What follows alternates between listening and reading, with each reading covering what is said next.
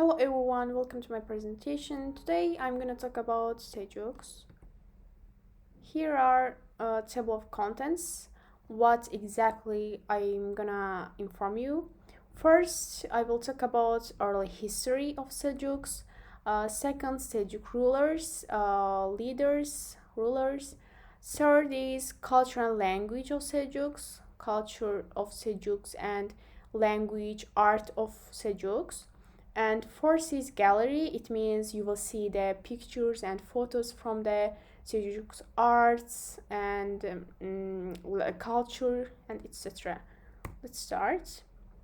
First is early history. The Seljuks descended from the Kinnik branch of the Oghuz Turks who resided on the Kazakh steppe of Turkestan in the 8th century on the outskirts of the Muslim world, north of the Caspian Sea and Aral Sea, in their Oghuz Yapgu state. The Oghuz had come into close touch with Muslim cities throughout the 10th century as a result of numerous circumstances. When the Seljuks clans had a disagreement with Yapgu, the Oghuz Turk supreme chieftain.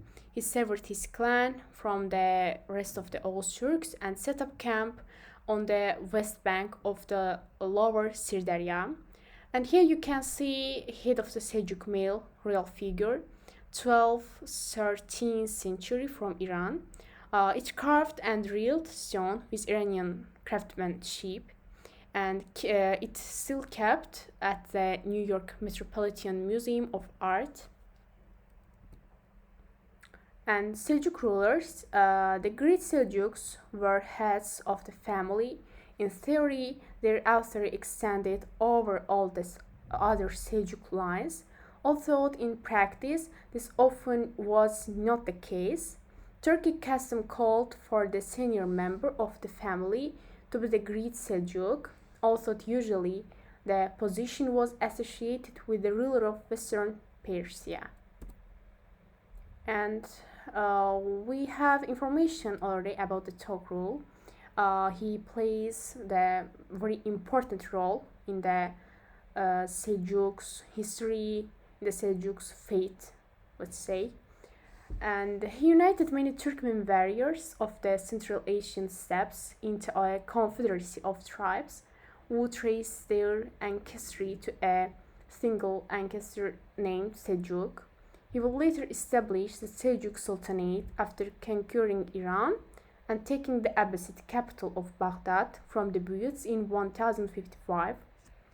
And Togrul relegated the Abbasid caliphs to state figurates and took command of the Caliphate's armies in military offensives against the Byzantine Empire and the Fatimids in an effort to expand his empire's borders and unite the Islamic world. And before the advent of the Seljuks, Iran was divided between several warring, let's say, local powers, such as the Safavids, Buyids, Seljukids, and Ghaznavids. As a result, it suffered from continuous war and destruction. However, under the Togrul peace and prosperity were brought to the country and Mesopotamia, a transition that was further reinforced due to Seljuk assimilation to Iranian and Muslim culture. About Alparslan, Alparslan was the son of Çağrıbek.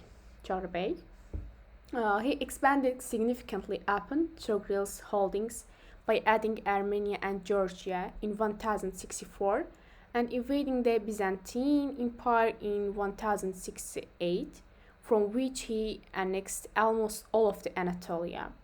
Arslan's decisive victory at the Battle of Manzikert in 1071 effectively neutralized the Byzantine resistance to Turkish invasion of Anatolia, although the Georgians were able to recover from Alparslan's invasion by securing the theme of Iberia. And about Malik Shah, let's say under Alparslan's successor, Malik Shah was under the Alparslan successor, and his two Persian viziers, Nizam al-Mulk and Taj al-Mulk. The Seljuk state expanded in various directions to the former Iranian border of the days before the Arab invasion. So that's soon bordered China in the east and the Byzantine in the west.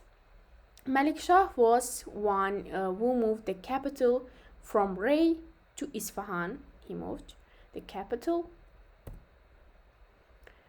Yes, and culture and language. Seljuks culture and language is so interesting. Let's start. Seljuks managed to preserve elements of steppe culture even at the peak of their empire. And about the language, this part, the most interesting, I think. August Turkic language was used as the everyday language of the court and was widely used alongside Persian by the population of the empire. Togrul relied on his vizier to translate from Arabic and Persian language into Turkish language for him, and all songs were sung at the wedding of Togrul to the caliph's daughter.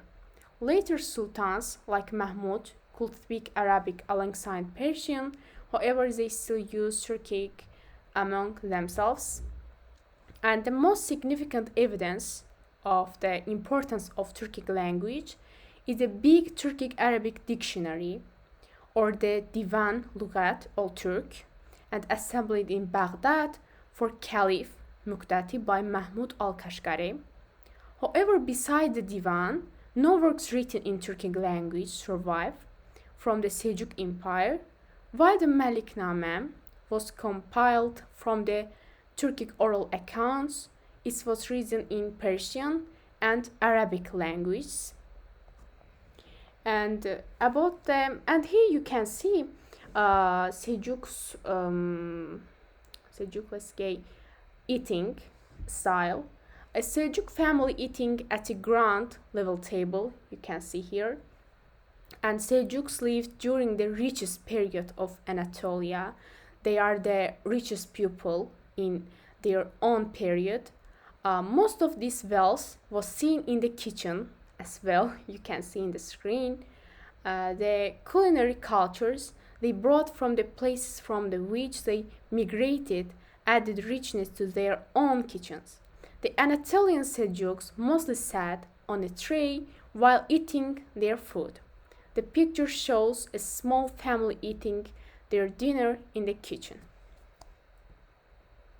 And yes, about the gallery, I said you can see some pictures from the about the Seljuks art and Seljuks culture.